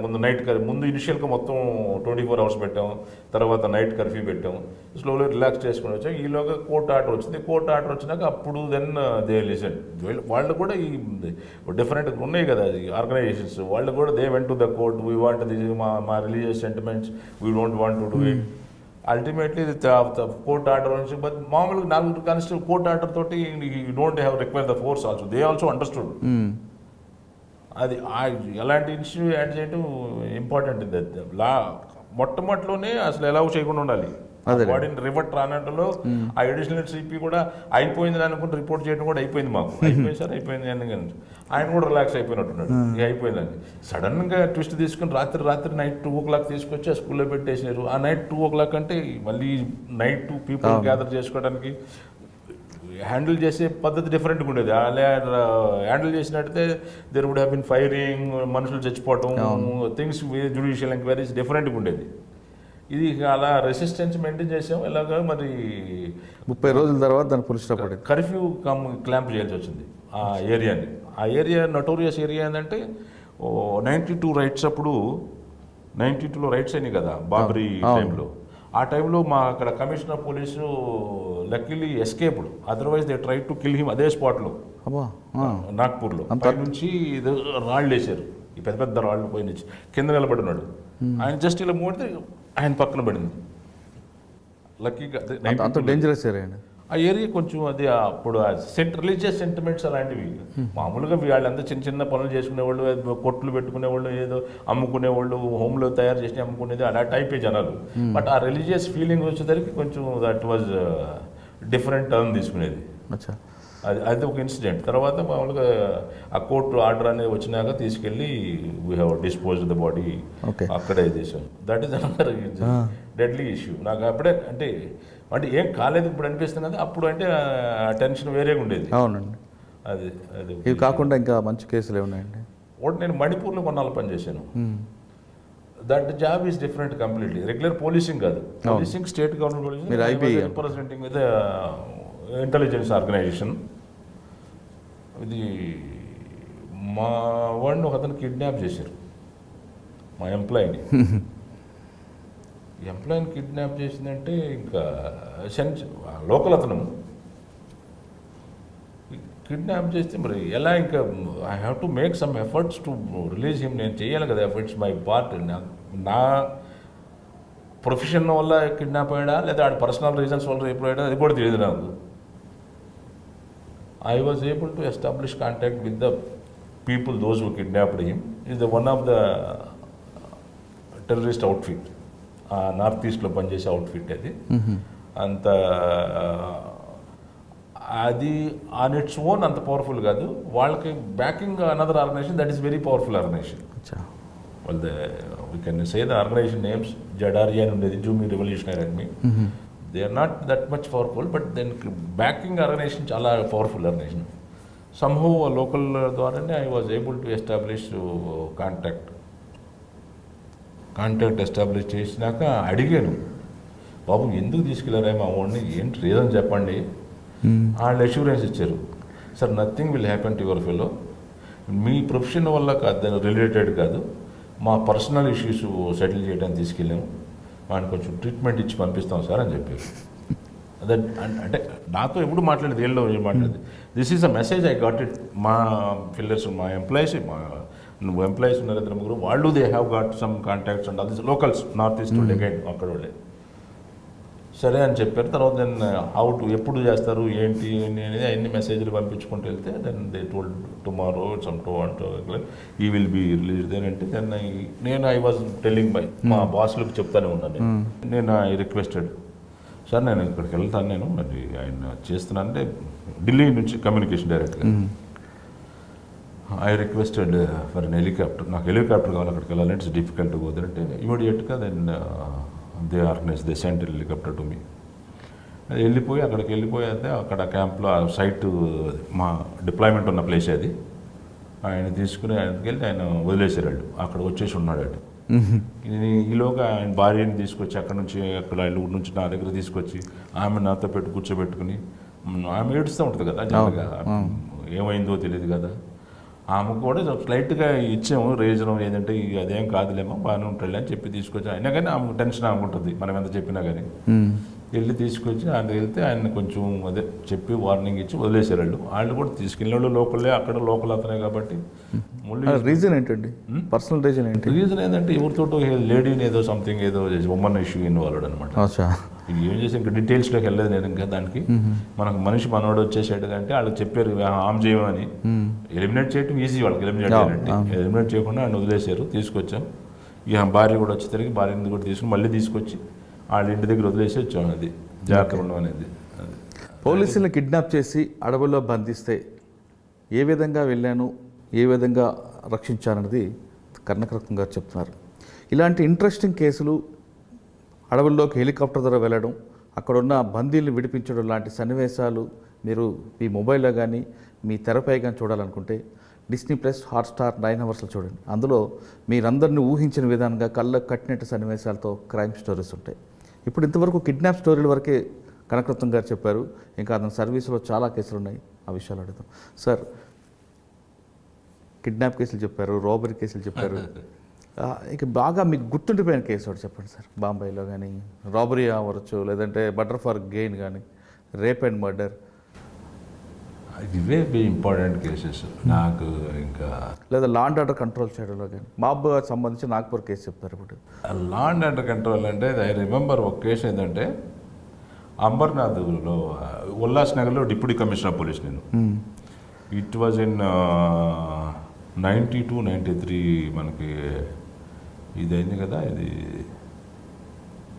లాతూర్లో ఎర్త్కేక్ అయింది ఒక టైంకి ఇన్సిడెంట్. ఆ టైంలోనే ఆ రోజు గణేశోత్సవం సంథింగ్ అంటే మాకు గణేశోత్సవం దాకా ఎక్కువ సెలబ్రేషన్స్ అవుతూ ఉంటాయి. నైట్ ఇమ్మర్షన్స్ డేట్లో మామూలుగా త్రూఅవుట్ నైట్ మనం జాగారం చేయాలి, మామూలుగా వెళ్తే మండలాలందరినీ డిస్పోజల్ చేసి పంపించడానికి టైం పట్టింది. ఆ రోజు అనుకుంటా నేను ఇంటికి వెళ్ళిపోయాను, ఇంకా అంత ఇమ్మర్షన్స్ అయిపోయింది. 4:30-5 ఆ టైంకి ఇంటికి వెళ్ళిపోయాను. ఇంకా as a deputy commissioner police అంటే అక్కడ అలర్ట్గా ఉండాలి కదా. మాకు బాంబేలో expected deputy commissioner to be alerted బాగా జనరల్గా. ఆ రోజు ఇమ్మర్షన్ అయిపోయింది, నైట్ ఇంటికి వెళ్ళిపోయి పడుకున్నాను. దాని ఫోన్ వచ్చింది, సార్ అంబర్నాథ్ రైల్వే స్టేషన్లో గొడవగా ఉంది, ప్యాసింజర్స్ గొడవ చేస్తున్నారు. అంబర్నాథ్ అంటే ఈ లోకల్ స్టేషన్స్, ఈ పూనా వచ్చే దారిలో కళ్యాణ్ తోట పూనా సైడ్లో అంబర్నాథ్ ఉందండి. అంబర్నాథ్ లోకల్ ట్రైన్స్కి ఏంటంటే వీళ్ళు అంబర్నాథ్ నుంచి లోకల్ ట్రైన్స్లో పొద్దున్నే చాలామంది ఎంప్లాయీస్ వెళ్ళిపోతారు జాబ్కి. అది లైఫ్ లైన్స్, ఈ రైల్వే లైన్స్. ఆ రోజు లోకల్ లేట్ అయింది, లేట్ అయింది, వెళ్ళట్లేదు. జనాలే వెళ్ళిపోవాలి, లోకల్ వచ్చేస్తే వెళ్ళిపోతారు. 5 మినిట్స్లో మళ్ళీ పూరా ప్లాట్ఫామ్ క్లియర్ అయిపోయింది. మళ్ళీ ఒక అనదర్ 10-2 మినిట్స్లో మళ్ళీ ఒక అనదర్ పూరా ప్లాట్ఫామ్ ఫుల్ అయిపోతారు. ఆ లోకల్ అలా వస్తున్నారు, లోకల్ ట్రైన్స్ వెళ్ళలేదు. Then people have become unrest. They have to go to the job. వాళ్ళ పొద్దున్న వెళ్ళి జాబ్లో చేసుకోవాలి. లేట్ అయితే మళ్ళీ వాళ్ళకి లీవ్ కట్ అవ్వటం, లేకపోతే ఇండస్ట్రీలో పనిచేసే వాళ్ళకి హాఫ్ డే పోయిద్ది అనుకుంటున్నారు. అలా అన్రెస్ట్ అయిపోయారు. అన్రెస్ట్ అయిపోయి ఇంకా దే స్టార్టెడ్, ఏం చేయాలో అర్థం కావట్లేదు. గొడవ జస్ట్ ఆ స్టేషన్కి రాళ్ళు పెట్టి కొడతాం జరుగుతుంది. అప్పుడే బాంబే నుంచి ఇంకొక లోకల్ ట్రైన్ వచ్చింది. లోకల్ ట్రైన్ వస్తే దాంట్లో ఈ లోకల్ ట్రైన్లో ఎన్సీసీ గర్ల్స్ వచ్చారు. అక్కడ అంబర్నాథ్లో ఈ ఆర్డినెన్స్ ఫ్యాక్టరీ ఒకటి ఉంది. అక్కడ ఎన్సీసీ క్యాంప్కి కోలాపూర్ నుంచి గర్ల్స్ వచ్చారు. కోలాపూర్ నుంచి బాంబే వచ్చి, బాంబే నుంచి అంబర్నాథ్ వస్తున్నారు అనమాట. దాంతోపాటు ఇన్స్ట్రక్టర్ ఒక ఆయన ఈజ్ ఏ లెఫ్టినెంట్ కర్నల్ ఒక ఆయన ప్లాట్ఫామ్ మీద దిగానే ఎంత కమోషన్ నడుస్తుంది. పీపుల్ ఎలక్ట్రికల్ రన్ చేస్తున్నారు, అవి చేస్తున్నారు, స్టేషన్ గొడవ చేస్తున్నారు, రాళ్ళు పెట్టి కొడుతున్నారు, పగిలిపోతున్నాయి, అద్దాలు పగిలిపోతున్నాయి చేస్తుంటే ఆయన గర్ల్స్ని సమ్ పీపుల్ ఆల్సో ట్రైడ్ గర్ల్స్ని ఏదో చేద్దాం అన్నట్టు, ఏదో మాబ్ సైకాలజీ కదా, ఆ మాబ్లో ఏదో ట్రై చేసినట్టున్నారు. వీళ్ళకి రైఫిల్స్ ఉన్నాయి, వాళ్ళకి ఎన్సీసీ ప్రాక్టీస్కి వచ్చేవాళ్ళు రైఫిల్ తీసి ఒక అతన్ని వాళ్ళు గాలిలో ఫైర్ చేద్దామని ఫైర్ చేశారు. ఒక అతను హవల్దార్ ఉంటే అక్కడ తయారైతే ఒక అతను చనిపోయాడు. ఫైర్ చేశారు, అది గోళీ వెళ్ళింది, తగిలితే .22 అనుకుంటాను. అది పెద్ద వెపన్ కాదు అది. ఆయన గాలిలో చేశానంటాడు, మరి ఆయన మనిషి చనిపోయాడు, పడిపోయాడు. ఇక నేను వెళ్ళేసరికి అంత అయిపోయింది. వాళ్ళు హ్యాండిల్ చేసి ఆ ఫైర్ హంగ్ అవ్వటం, థింగ్స్ పీపుల్ పారిపోయారు, అటు వెళ్ళిపోయారు. కల్నల్ వచ్చి ఆర్మీ డిసిప్లిన్ తోటి ఇంకా ఆయన అఫీషియల్గా I'm handing over the place to you take care అని నాకు అలా చెప్పేసి వెళ్ళిపోయాడు. ఆయన ఏంటి రామచంద్రన్ అని ఈజ్ తమిళియన్ అనమాట. నేను అంతకుముందు పోస్ట్ కాకముందు అంతకుముందు కోలాపూర్లో ఉన్నాను. నేను కోలాపూర్లో అడిషనల్ ఎస్పీగా ఉన్నాను. అక్కడ పరిచయం కూడా అయ్యాడు. 2-3 సార్లు ఎక్కడో కలిసినప్పుడు, మీటింగ్లో ఏదైనా పార్టీలో ఎక్కడో కలిసినప్పుడు కలిసాడు. గుర్తుపట్టాడు, అరే నువ్వేనా అనుకుంటున్నావు, అవును నేనేను బాస్ అని చెప్తే హ్యాండ్ ఓవర్ చేసామన్నమాట. తర్వాత ఇంకా ఈ అంత సెటిల్ అయిపోయింది. రీజన్ ఏంటంటే ఆ నైట్ లోకల్ ట్రైన్ ఉంది కదా, అది రాత్రిపూట ఎవరో సమ్ పీపుల్ అక్కడ దాంట్లో ట్రైన్లో కూర్చొని అక్కడే షిట్టి కొట్టేసి దాన్ని క్లీన్ చేయలేదు. దాని మీద 15 మినిట్స్ లేట్ అయ్యేసరికి ఇంత గొడవ అయింది. ఇదంతా గొడవ అయినాక హ్యాండ్ ఓవర్ చేసి దాంట్లోకి రిపోర్ట్ చేసి మిగతా అన్ని, ఒక స్టేషన్ అంటే అన్ని స్టేషన్స్కి ఎఫెక్ట్ ఉంటుంది. అన్ని దారిలో ఉన్న private station ఉల్లాసనగర్, Vithalavadi, Kalyan, Thane, Kalavai, so many stations ఉన్నాయి. అన్ని స్టేషన్స్లో బళ్ళాగిపోతే అన్ని చోట్ల జనాలు పోగొతారు. అన్ని చోట్లకి అలర్ట్ చేసేసి ఫోర్స్ చేసేసి చేసాం. తర్వాత దెన్ ఆర్మీ వాళ్ళు చనిపోయాడు కదా, దాన్ని ఆర్మీ వాళ్ళు అక్కడ నుంచి కోర్ట్ ఆఫ్ ఎంక్వైరీ చేశారు. ఆయన మీద ఎంక్వైరీ చేశారు. ఆ కల్నాన్ని పిలవటం, నన్ను పిలవటం, ఆర్డినెన్స్ ఫ్యాక్టరీలో వాళ్ళ మేజర్ జనరల్ ఎవరు వచ్చేవాళ్ళు, ఆయన డీసీపీ, నేను డీసీపీని, ఆయన కల్నాన్ని మా ఇద్దరిని పిలిచారు. తర్వాత స్లోగా maybe after week or so they conducted enquiry. Enquiry అంటే మళ్ళీ డౌట్ ఉంటుంది కదా మనకి, ఏమైందో మనకి ఎంక్వైరీ అంటారు, మళ్ళీ లేనిపోయినాయి, మళ్ళీ స్టేట్మెంట్లు ఇవ్వాలి, అది ఏది వెళ్ళిపోయిందో. గాలిలో కలిసి ఆయనలో చనిపోయాడు, అది జరిగేది. అదే గాలిలో కాల్చలేదు, ఆయన కాల్చింది. ఆయన చెప్పడం, మాకు రిపోర్ట్ చేయడం, గాలిలో కాల్చలేదండి. ఆయన కాల్చేసి చచ్చిపోయాడు. హైయర్ ఆఫీసర్స్ బాగా అప్రిషియేట్ చేసి మా యాక్షన్ని అప్రిషియేట్ చేసి, because of you only you are able to control the situation అని ఆయనకి ఆర్మీ వాళ్ళు ఒక 5 కమెండేషన్ సర్టిఫికేట్ ఇచ్చారు. నాకు కూడా ఒక లెటర్ రాసి పంపించారు, మా డీజీకి పంపించారు, బాగా హ్యాండిల్ చేశారని. అది అలాంటిది మనకు తెలియకుండానే ఎంక్వైరీ అంటే మరి ఎంక్వైరీతో వీ హ్యావ్ టు ఫేస్ కదా, వెళ్ళాలి అని చేయాలి. That is one law and order issue. Sir కొల్హాపూర్లో ఉన్నప్పుడు మీకు ఏమైనా గుర్తుందా? కొల్హాపూర్లో ఉన్నప్పుడు అంటే కొల్హాపూర్లో I had my personal this thing. ఇక్కడ ఉంటుంది, దెబ్బతడింది కనిపిస్తుందండి. అది ఏంటంటే ఫస్ట్ టైం మా అమ్మ నాన్న కూడా వచ్చారు అక్కడికి, కొల్హాపూర్. ఆ రోజు అక్కడ నా ఇంట్లోనే ఉన్నారు వాళ్ళు. ఈ వెల్ఫేర్ షోస్ ఆర్గనైజ్ చేస్తూ ఉంటారు. వెల్ఫేర్ షోస్ అయితే for the welfare of the constabulary family, police వాళ్ళ ఫ్యామిలీస్కి. మా ఎస్పీ గారికి నాకు 10 years డిఫరెన్స్ ఉంది. నేను ఐ వాజ్ అడిషనల్ ఎస్పీ, మా ఎస్పీ గారేమో 77 బ్యాచ్, నేను 87 బ్యాచ్. మొట్టమొదటి గడిచిరోలి అంటే అంత అక్కడ నుంచి ప్రమోషన్లో అక్కడికి వెళ్ళేది. ఈ గడిచిరోలి అంతా జంగిల్ అంటే మామూలుగా పబ్లిక్ కూడా ఇంటరాక్షన్ తక్కువ నాకు. ఇక్కడ కొల్హాపూర్ అంటే అందరు మనుషులు కనిపిస్తారు. కోల్హాపూర్లో చూస్తే అంతా రివర్స్ దీనికి. అవును, రివర్స్. ఆయన మా ఎస్పీ గారేమో ఆయన నెక్స్ట్ 1 నెలలో 2 నెలల్లో డిఐజీ అవ్వడానికి రెడీగా ఉన్నాడు ఆయన. అప్పుడు ఆల్రెడీ డీసీపీగా చేసేవాడు బాంబేలో ఆయన ఒక జోన్లో. ఆయన దాంట్లో ఆయనకి కొంచెం కాంట్రాక్ట్స్ కూడా ఉన్నాయి అక్కడ బాంబే వాళ్ళతోటి. ఆ వెల్ఫేర్ షోకి ఏంటంటే గోవింద వాళ్ళని ఫిలిం స్టార్స్ని తీసుకొచ్చాడు. ఫిలిం స్టార్స్ని తీసుకొస్తే క్రౌడ్ ఫిలిం స్టార్స్ వచ్చారు, ఎంతమంది డాన్సర్ పట్టుకొచ్చాడు. ఆయన పరిచయం ఉంది కాబట్టి డిటెక్షన్ డీసీపీ ఆయనకి 2 ఏళ్ళు అయిపోయింది ఎస్పీ, ఇంక వెళ్ళిపోదామని ప్రమోషన్ కూడా వస్తుంది. ఆయన ఆ వ్యూలో ఉన్నాడు, తొందరగా వెళ్ళిపోతాం కదా, మంచి గ్రాండ్గా మంచి షో చేసి వెళ్దామని అన్నట్టు ఆయన ఉన్నాడు. ఆయన నుండి నాకేమో నువ్వు సెక్యూరిటీ చూస్తూ ఉండు, నేను కొంచెం ఆ యాక్టర్స్ని వాళ్ళంతా హోటల్స్లో ఉన్నారు వాళ్ళని మొబిలైజ్ చేసి తీసుకొస్తానని ఈ పుట్ మీ దేర్ అని ఆయన వెళ్ళిపోయాడు. ఆయన అక్కడ స్టార్ హోటల్ ఏదో ఒకటి ఉంది అక్కడ కొల్లాపూర్లో, అక్కడికి వెళ్ళి అక్కడ వాళ్ళతోటి అంటే వాళ్ళు ఆర్గనైజ్ చేస్తున్నాడు అనమాట వాళ్ళని. ఈలోగా వాళ్ళు రావటం లేట్ అయింది కొంచెం. ఈ జనాలేమో ఇలా పబ్లిసిటీ వల్ల ఓల్డ్ వచ్చేసారు. ఈ ఓల్డ్ ఏజ్ వచ్చేసి కంట్రోల్ వెళ్ళిపోతున్నారు వాళ్ళు, గొడవ అయిపోతుంది, వీళ్ళు వేయటం కొడతాం. దెన్ ఒక స్టడీలో ఏంటంటే ఈ ఆడవాళ్ళ మీద కూడా ఈ మాబ్ కొల్లాపూర్లు అంటే హులిగాన్స్ ఉంటారు కదా, వాళ్ళు వేసిన తర్వాత సడన్గా ఇంకా గొడవ అవుతుంది. Somebody started pelting the stones also. ఇక ఒకసారి మొదలైతే అందరికి రాయి తగిలింది నాకు ఇక్కడ. నా రాగరంగానే ఇంక మా ఇన్స్పెక్టర్స్ వాళ్ళంతా చూస్తారు కదా, వీళ్ళంతా చేసి ఇంక వాళ్ళు దే స్టార్టెడ్ లాఠీ చార్జ్ చేస్తే ఇంకా సెట్ అయిపోయింది, థింగ్స్ వల్ల సెట్ అయిపోయింది. 5 minutesలో అంతా హ్యాండిల్ చేశారు. ఇక నన్ను హాస్పిటల్ తీసుకెళ్ళారు అంతా. అది ఇప్పుడు కొన్ని స్పాట్లో అలాంటి ఈ లాఠీ చార్జ్ పోతున్నాయంటే జనరల్గా ఏంటంటే మనం బుక్లో చదివినట్టు ముందు వార్నింగ్ ఇచ్చాము అలా జరగదు. ప్రాక్టికల్గా ఏంటంటే ఆటోమేటిక్ జరిగిపోతూ ఉంటుంది. అలా జరిగింది ఇక్కడ కూడా. నీ ప్రాక్టికల్ బుక్లో మాకు ట్రైనింగ్లో చెప్తారు, ముందు వాళ్ళకి చెప్పండి, మీరు వార్నింగ్ ఇవ్వండి, మీరు ఇక్కడ నుంచి వెళ్ళిపోతే మీ మీద గ్యాస్ వార్న్ చేస్తాం, గ్యాస్ కాదండి మేము లాఠీ చార్జ్ చేస్తాం ఏదో చెప్తాం, లేదా అది కూడా వెళ్ళిపోతే 3rd రౌండ్లో వచ్చి మీకు ఫైర్ చేస్తాము, నెంబరు అది అతను షర్ట్ వేసుకున్నాడు అతను కాల్చువారు అని చెప్తా. అలా ప్రాక్టికల్గా ఉండదు, ఇలా జరుగుతూ ఉంటాయి. సడన్గా కొట్టాడు, సడన్గా చూసాం ఒక ఇన్స్పెక్టర్, దాన్ని స్టార్టెడ్ లాఠీ చార్జ్ అయింది. లాఠీ చార్జ్ అయితే థింగ్స్ వర్ కంట్రోల్డ్. అప్పుడు అది ఒక మీరు చెప్తున్నట్టుగా అది సిచ్యువేషన్ బట్టి మనం హ్యాండిల్ చేయాలండి. అది స్పాట్లో you have to take. Book ప్రకారం అయితే జరగవు. బుక్ ప్రకారం చాలా తక్కువ, బుక్ దగ్గరలో మనం you should know the things handle చేయాలి. సిమిలర్ ఇన్సిడెంట్ కోల్హాపూర్లో ఒక హాస్పిటల్లో కూడా అలాగైంది.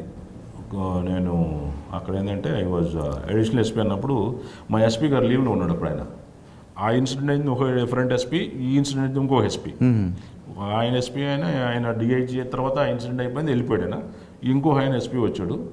ఇక్కడ ఈ ఎడ్యుకేషనల్ ఇన్స్టిట్యూట్స్ చాలా ఫేమస్ కోల్హాపూర్లో. అవును, ఇంతకుముందు కూడా చెప్పినట్టున్నాను ఈ విషయం మీకు.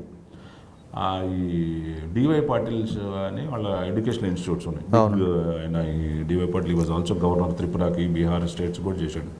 ఆ ఇన్స్టిట్యూట్స్లో ఏంటంటే ఈ అవుట్ సైడర్స్ డొనేషన్స్ అవి ఉండడం వల్ల వస్తూ ఉండేవాళ్ళు స్టూడెంట్స్. ఆ అడ్మినిస్ట్రేషను మేనేజ్మెంట్ వాళ్ళతోటి స్టూడెంట్స్కి ఎక్కడో కొన్ని ఇష్యూస్, మేనేజ్మెంట్ ఫెసిలిటీస్ సరిగ్గా ఇవ్వట్లేదని సంథింగ్ వచ్చింది, గొడవ అయింది. అప్పుడు ఆ యాజిటేషన్లో ఒక కుర్రోడు నిప్పండించుకున్నాడు, శ్రీవాస్తవ్ అని, సెల్ఫ్ ఇమ్మోలేట్ చేసుకున్నాడు against the protest against the management. Okay, ఆ కుర్రోడిని సివిల్ హాస్పిటల్కి పంపించాం. తీసుకెళ్తే ఎస్పీ లేడు, నేను గడిచిరోల నుంచి వెళ్ళాను అగైన్, అక్కడ పబ్లిక్ చూడలేదు, ఈ స్టూడెంట్స్ వింటలేదు మాట వింటకపోతుంటే నేను ఇలాగే ప్లీడ్ చేస్తున్నాం స్టూడెంట్స్ని. వాళ్ళే ఊరంతా తిరుగుతున్నారు అటు ఇటు చేసి, అక్కడ కాలేజీ నుంచి హాస్టల్ నుంచి ఈ సివిల్ హాస్పిటల్ అంటే 2-3 కిలోమీటర్లు. ఈ మోటార్ సైకిల్ వేసుకెళ్ళేవాడు, స్కూటర్ వేసుకున్నాడు, స్లోగన్ చేసేవాడు, అడ్మినిస్ట్రేషన్ ముస్తాబాద్ డివై పార్టీ డౌన్ అనుకుంటే చేసుకుంటా అటు ఇటు తిరుగుతూ ఉన్నారు. ఆ సివిల్ హాస్పిటల్కి వచ్చారు. సివిల్ హాస్పిటల్కి స్టూడెంట్స్ వస్తారని మాకు ఐడియా వచ్చింది, వీళ్ళు వస్తున్నారు, మేబీ ఒక స్టూడెంట్స్ని కొట్టకూడదు, ఏం చేయకూడదు, స్టూడెంట్స్ని హ్యాండిల్ చేయడం కొంచెం డిఫరెంట్గా హ్యాండిల్ చేయాలి. మాకు ఈ విషయం తెలిసి వాళ్ళు వస్తున్నారు స్టూడెంట్స్ అంటే థింగ్స్ విల్ బి డిఫరెంట్ అనగానే అక్కడ నుంచి ఆ పైన హాస్పిటల్ నుంచి ఇంకో హాస్పిటల్ తీసాను. నెక్స్ట్ డిస్ట్రిక్ట్ సాంగ్లీ డిస్ట్రిక్ట్లో మేరాజ్ అనే ప్లేస్ ఉంది, అక్కడికి షిఫ్ట్ చేయించాను నేను. నువ్వు తొందర ఇక్కడ నుంచి తీసేయండి, వాళ్ళు వస్తే మళ్ళీ గొడవ అవుతుంది. ఆ అబ్బాయి వెళ్ళిపోయాడు ట్రీట్మెంట్, ఇంకా అప్పుడు సీరియస్గానే ఉన్నాడు. చచ్చిపోయిన తర్వాత అబ్బాయి శ్రీవాస్తవ ఈ హాస్టల్ కాడకు వచ్చేసారు వీళ్ళు. హాస్టల్ కాడకు వచ్చి హాస్టల్ కదా హాస్పిటల్ కాడ సివిల్ హాస్పిటల్ కాడకు వచ్చి వీళ్ళు ధర్నా మొదలేశారు. ఇంకా స్టూడెంట్స్కి ఈలోగా ఇదే బాడీ అటు వెళ్ళిపోయింది, మేరాజ్కి వెళ్ళిపోయింది. వాళ్ళకి స్టూడెంట్స్ లాఠీ కూడా ఛార్జ్ చేయకుండా మామూలుగానే మనం కన్విన్స్ చేయడానికి ట్రై చేస్తూనే ఉన్నాను. ద థింగ్స్ ఎలా టర్న్ అయిందంటే ఇది లోకల్స్ వర్సెస్ అవుట్ సైడర్స్ లాగా తయారైంది. అదేలేండి. లోకల్స్ అడ్మినిస్ట్రేషన్ వాళ్ళంతా అవుట్ సైడర్స్ లోకల్స్ అదేసరికి ఇంకా I was trying to convince అనమాట వాళ్ళని. నేను నేమ్ ప్లేట్ మీద పేరు పెట్టుకుని, బాబు చూడండి నా పేరు కనకరత్నం, నాది ఈ స్టేట్ కాదు, నేను మహారాష్ట్ర అబ్బాయిని కాదు, నేను కూడా స్టూడెంట్నే. మొన్నటి వరకు 5 ఏళ్ల క్రితమే నేను కూడా సర్వీస్లోకి వచ్చాను, నేను కూడా మీకులాగా స్టూడెంట్నే, మీరు వినండి బాబు అని చెప్తూ నువ్వు చాలా ప్లీడ్ చేస్తూ ఉన్నాను. వింటలేదు వాళ్ళు చెప్పేది. నన్ను తిడతాం, వాళ్ళ స్టూడెంట్స్ మేనేజ్మెంట్ తిడతాం, కలెక్టర్ని రమ్మని అంటాం, కలెక్టర్కి ఫోన్ చేస్తుంటే ఆయన రాలేదు. ఇంకా నడుస్తూనే ఉంది, టెన్షన్ బిల్డప్ అవుతుంది. సడన్గా మా వాడు కూడా ఇంకోడు సబ్ ఇన్స్పెక్టర్ మోటార్ సైకిల్ వేసుకెళ్తా అవుతుంటే ఉడుకు తగిలింది అక్కడ స్టూడెంట్కి. వాళ్ళిద్దరికి ఇది సమ్ ఆర్గ్యుమెంట్ అయింది. సడన్గా లాఠీ చార్జ్ మొదలైంది. ఆడి సబ్ ఇన్స్పెక్టర్ మొట్టలో కొట్టాడు, ఆయన చూసి ఇంకో కానిస్టేబుల్ కొట్టాడు, ఇంకా లాఠీ చార్జ్ అయిపోయింది. ఈ లాఠీ చార్జ్ అయిపోతే ఇంకా కొంతమంది వెళ్ళిపోయారు. 200 మంది స్టూడెంట్స్ని తీసుకుని అక్కడ కన్ఫైన్ చేసి ఉన్న వాళ్ళని తీసుకుని చుట్టూ అక్కడ మాకు అలంకార హాల్ అని ఒక హాల్ ఉంటే హాల్లో తీసుకెళ్ళిపోయి నైట్ వాళ్ళని అక్కడ కోలాపూర్లో జైల్లో పంపిస్తామంటే జైల్లో సఫిషియెంట్ ప్లేస్ లేదు. ఆర్టీసీ బస్సులు బుక్ చేసుకుని రత్నగిరి, సోలాపూర్ అలా డిస్ట్రిక్ట్కి ఒక 2-3 బస్సులు అటు పంపించేసాం. అంతవరకు బాగానే ఉంది. జేఎంఎఫ్సీని రాత్రి తీసుకొచ్చి ఆయన ముందు ప్రొడ్యూస్ చేసి 200 మంది స్టూడెంట్స్ పంపించేసాం. నెక్స్ట్ డే స్టార్ట్ అయింది. పేరెంట్స్, పిల్లల తల్లిదండ్రులు వాళ్ళు వచ్చేయటం, పైకి వీళ్ళు డొనేషన్స్ వచ్చి పెట్టిన కుర్రోళ్ళు, ఢిల్లీ నుంచి ఫోన్ రావటం, అక్కడ నుంచి ఫోన్ రావటం, మరి కన్నీ ఫోన్లు రావటం. వాళ్ళలో కొంచెంమంది ఎంప్లాయీస్ ఎవరు ప్రెసిడెంట్ భవన్లో పనిచేస్తున్నాడు నాన్న. ప్రెసిడెంట్ భవన్లో పనిచేస్తున్నారంటే మరి అక్కడ నుంచి ఫోన్ వస్తుందంటే వాళ్ళకి ఆన్సర్ చేయాలి. నేనేమో గడిచిలో నుంచి వెళ్ళాను, పబ్లిక్ని చూడలేదు, నా టెన్షన్ నాకుంది, ఇది ఎలా చెప్పాలనేది చెప్తానే ఉన్నాను, కన్విన్స్ చేస్తూనే ఉన్నాను. ఇక్కడ నుంచి సీఎం ఆఫీస్ నుంచి గొడవ ఫోన్లు వస్తూ ఉంటాయి. స్టూడెంట్స్ ఎలా కొట్టామంటూ వాళ్ళు, ఎలా లాఠీ చేర్చామంటాం వాళ్ళు. తీసుకొస్తే పేరెంట్స్ వచ్చారు, ఒక 40-50 మంది పేరెంట్స్ మధ్యాహ్నానికి, నెక్స్ట్ డే మధ్యాహ్నానికి గ్యాదర్ అయ్యారు నా దగ్గరికి. ఆఫీస్లోకి వచ్చి కూర్చున్నారు. ఈ హాల్తో వాళ్ళ పెద్దవాళ్ళు వాళ్ళంతా. I was only having 3-4 years experience. వాళ్ళంతా 20-25 years సర్వీస్లో ఉన్న వాళ్ళు కానీ, బిజినెస్ పీపుల్ కానీ. వాళ్ళని కన్విన్స్ చేయడం చాలా కష్టం అయిపోతుంది, కానీ I was able to convince them. వాళ్ళు అదే స్టూడెంట్స్ని వదిలేసినట్టే ఫ్రీగా కరెక్ట్ లాఠీ చార్జ్ చేసి వాళ్ళని కన్ఫైన్ చేసి జైల్లో పెడతామే మంచిదైంది. లేకపోతే వాళ్ళని వదిలేసినట్టే వీళ్ళు ఎక్కడో ఊరు మొత్తం మీద వెళ్ళిపోయేవాళ్ళు, క్రిమినల్స్ కొట్టి చంపేసేవాళ్ళు. అమ్మాయిలు కూడా ఉన్నారు, డాక్టర్స్ వాళ్ళు. ఎందుకంటే వాళ్ళ ప్రొటెక్షన్ కూడా దొరుకుతుంది. అలా ఆయంగా కన్విన్స్ చేసుకుంటూ వచ్చిన వాళ్ళకి parents they were satisfied with my explanation. నేను కూడా కన్విన్స్ చేశానని ఇలా పరిస్థితి. వాళ్ళు బయటకు వెళ్ళినట్టే ఇంకా వర్స్ట్గా ఉండేది వాళ్ళది పరిస్థితి. అంటే అప్పుడు పేరెంట్స్ వర్ కన్విన్స్డ్. అప్పుడు పొలిటీషియన్స్ కూడా నన్ను దే ఆస్క్డ్ మీ, నువ్వు ఎందుకు కొట్టావని వాళ్ళు నన్ను కులాసా అడిగేసేసి తర్వాత మళ్ళీ ఇమీడియట్గా నువ్వు బెయిల్ ఇప్పించింది. మళ్ళీ ఒక 10 మంది కార్పొరేటర్స్ని పిలిపించి వాళ్ళకి రిక్వెస్ట్ చేసి, బాస్ నువ్వు 150 మంది నువ్వు 50 మందికి నువ్వు అని వాళ్ళకి చెప్పేసి రిక్వెస్ట్ చేసి మళ్ళీ బస్సులు పంపించి వాళ్ళని తీసుకొచ్చి మళ్ళీ కోలాపూర్ నుంచి సాంగ్లీకి బస్సు పంపించడం, రత్నగిరి పంపించడం, సోలాపూర్ పంపించడం, బస్సులు పంపించి వాళ్ళందరూ తీసుకొచ్చి అలా 2 రోజులు అదే పని జరిగింది. లక్కీగా అక్కడ ఒక ఇన్స్పెక్టర్ ఉంటే అతను ట్రాన్స్ఫర్ చేశారు, ఆ డివైఎస్పీని కూడా ట్రాన్స్ఫర్ చేశారు. That is how this was handled. It's స్టూడెంట్స్ని హ్యాండిల్ చేయడం విషయంలో మాత్రం కేర్ఫుల్గా ఉండాలి. ఎలా చేసినా కానీ స్టూడెంట్స్ వాళ్ళు చిన్నపిల్లలు వాళ్ళకి చేసి నీకన్నా ఉండాలి కదా అంటారు. ఫైనల్గా చెడిందంటే ఇదే మాట వస్తుంది. బట్ లక్కీగా that was it's was properly handled అని they have taken not much this thing. Sir ఫైనల్గా చెప్పండి, బాంబే జరిగిన ఒక మేజర్ క్రైమ్ మన ఇండియాని ఒక మాయని మచ్చగా చూపిస్తుందండి. November 26 నేను అడిషనల్ సిపిని అంతకుముందు వరకు అంతకుముందు 2-3 నెలల క్రితమే నాకు అక్కడ నుంచి ట్రాన్స్ఫర్ అయింది. అంతకుముందు I was additional CP south region. South రీజియన్లోకి వస్తుంది ఈ 2611 అనేది. అక్కడ ఇది డీబీ మార్కులో గణేష్ విసర్జన్ దగ్గర గిరిగావ్ చౌపట్టి దగ్గర ఉంటుంది, కొంబాలే స్టాచ్యూ ఉంటుంది. మీరు చూసారా? బాంబే వెళ్ళారా? నేను బాంబే వెళ్ళలేదు. ఈ పాయింట్ ఆఫ్ వ్యూలో వెళ్ళి చూసి వచ్చారా అంటే బాంబే వెళ్ళారంటే బాంబే వెళ్ళి ఉంటారు.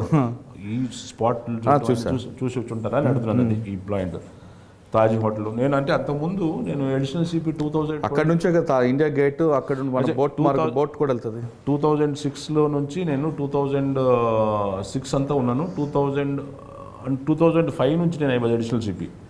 2005 అడిషనల్ సిపి. 2006లో ఇది హ్యాపెండ్ నవంబర్లో కదా, November 26. I left in the month of July. I was additional CP there. Additional CP south region అంటే దగ్గర 18 పోలీస్ స్టేషన్స్, 3 డీసీపీలు ఉంటారు. ఈ ఏరియాలో నేను అడిషనల్ సిపి. నన్ను ట్రాన్స్ఫర్ చేయడానికి I don't know the reasons.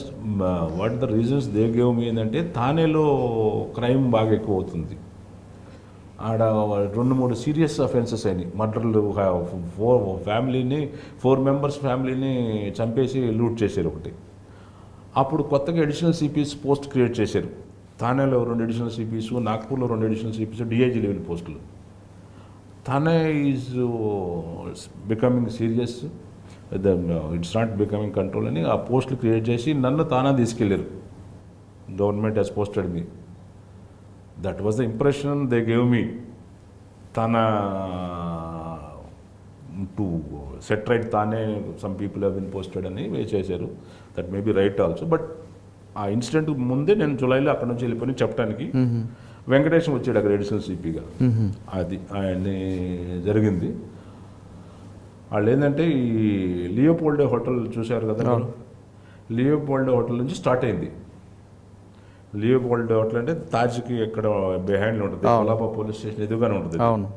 Colaba police station ఈ పక్కన ఉంటుంది, దానికి ఎదురుగా లియోపోల్డే హోటల్. ఆ లియోపోల్డే హోటల్కి ఆ పక్క వెళ్తే నీకు తాజ్కి బిహైండ్ ఉంటుంది, back side of the negro restaurant ఒకటి ఉంటుంది.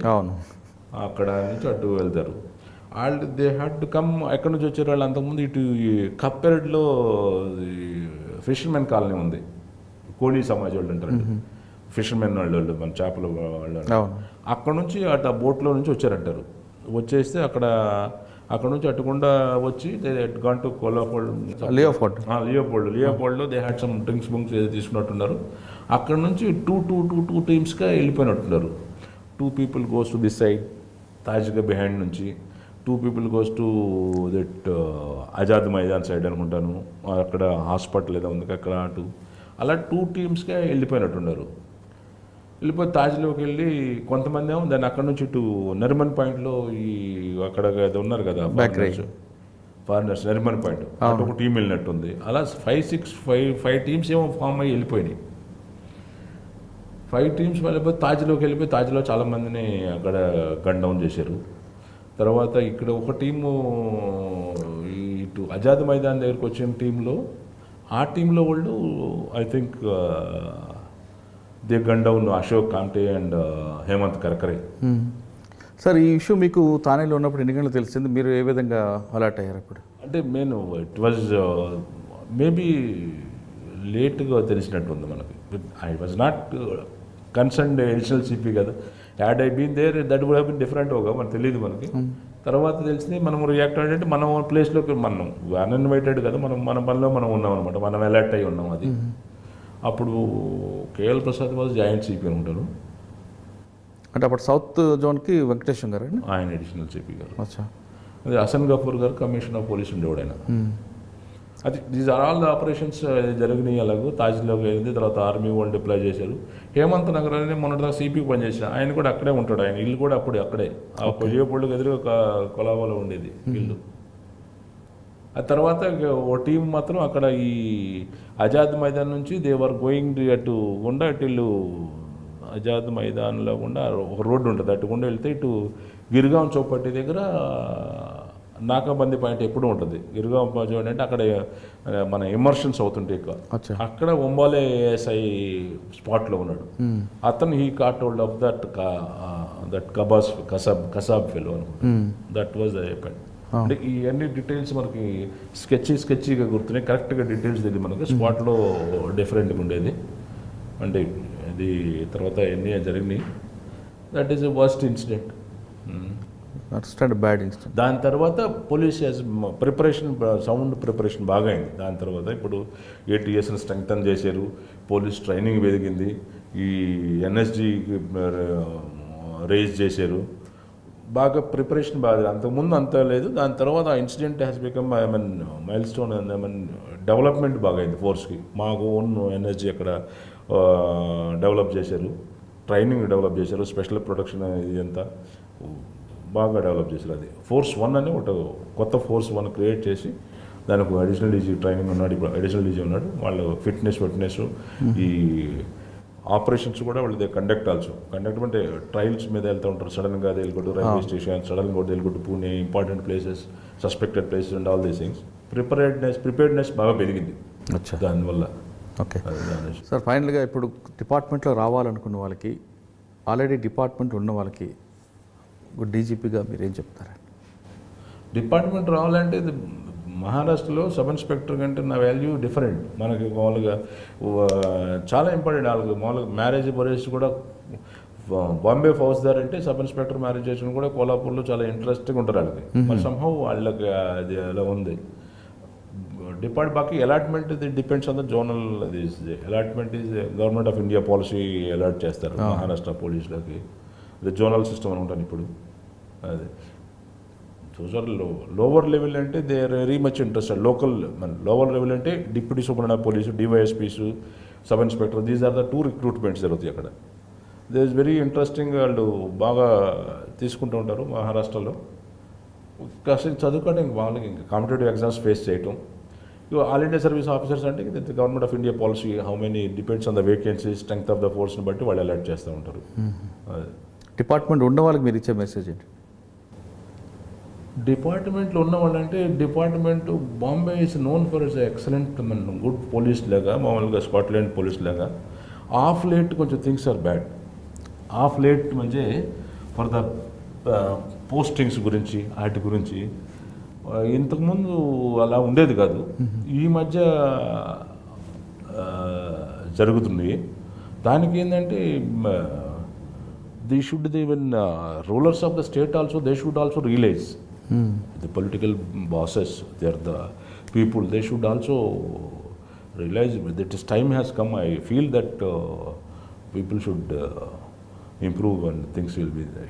It was not like that earlier days lo I believe officers also they should understand this. All the leadership also, okay, both the political leadership and the police leadership also, they should think that they should change also to a larger extent. మహారాష్ట్రలో జరిగిన crime మనకి ఏ విధంగా ఉంటుంది? కళ్ళకు కట్టినట్లుగా మీరు చూడాలనుకుంటే, అంటే కనకరత్నం గారు చెప్పిన కొన్ని కేసుల్లో రోబరీ అవ్వచ్చు, కిడ్నాప్ అవ్వచ్చు, లేదా బ్యాంక్ దొంగతనాలు అవ్వచ్చు, లేదా ఆర్గనైజ్డ్ క్రైమ్ లాంటి స్టోరీలు మీరు కళ్ళకు కట్టినట్టుగా చూడాలి అనుకుంటే మీరు ఖచ్చితంగా Disney+ హాట్‌స్టార్ 9 అవర్స్ చూడండి. అందులో మీరు ఊహించిన ట్విస్ట్లు, సస్పెన్స్ కనిపిస్తుంటాయి. Please watch Disney+ Hotstar 9 hours. ఇది ఈ వారం కనకరత్నం గారితో ఎక్స్క్లూజివ్ ఇంటర్వ్యూ. వచ్చే వారం మరో కేసుతో మళ్ళీ కలుద్దాం. అంతవరకు నమస్కారం.